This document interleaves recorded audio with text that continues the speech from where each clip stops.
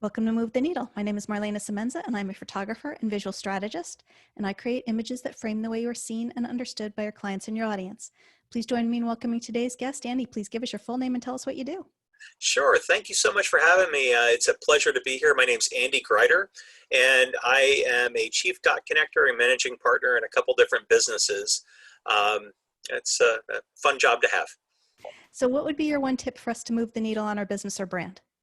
Well, I think it actually these days it comes back to a lesson that's been taught generation to generation in my family, which is to be kind. It's to be mindful of the fact that other people are going through things you couldn't even imagine, especially at this point. It's more true now than it's ever been. And it kind of fuels underlyingly all the different methodologies that I believe in business. It's being authentic, it's being real, it's being kind, it's paying it forward.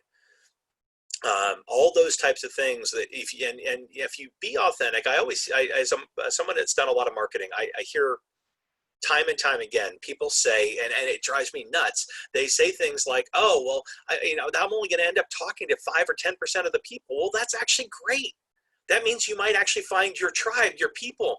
There's some people that are going to grok with your message. They're going to relate to you. Guess what? You can't please all the people all the time, and if you do, you will fail. Period. End of story. And so many people, especially now, are really scared, and understandably so. I mean, it really makes sense why they are.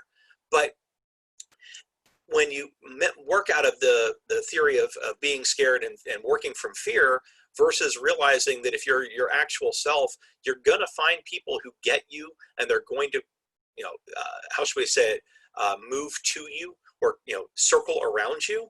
And again, it really starts out by making sure that you are in a position where you're being kind to other people up front.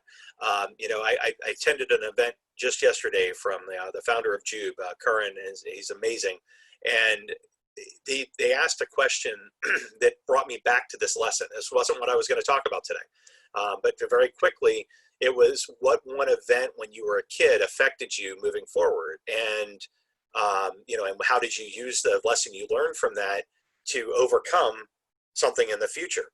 And realistically, the whole be kind to people came out of, unfortunately, me finding out that, literally one of the last times I saw, if not the last time, well, it was the last time I saw my grandfather when I was 7 years old. My brother and I were total little piss hands to him. And he left less than pleased with us. And he died, hours, maybe days later, hours later. It's hard for me to remember, but it was the last time I'd seen him.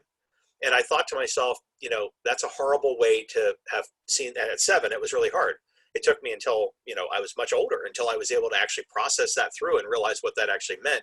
But the lesson I took out of it was, you never know when that last time is going to be with somebody. You never know what your attempt at being anything other than kind is going to, how poorly that can affect somebody. And pay it forward's another lesson that's been taught to me by other people throughout my life. And so when you get that done for you, you want to be able to continue to do it for other people. So that led to the whole chief dot connector side of things, and it leads to what I would say is my tip of the day in moving your business forward and moving the needle. So Marlana, thank you. Thank you so much for that, Andy, and thanks for being here. Yeah, appreciate it. Thank you.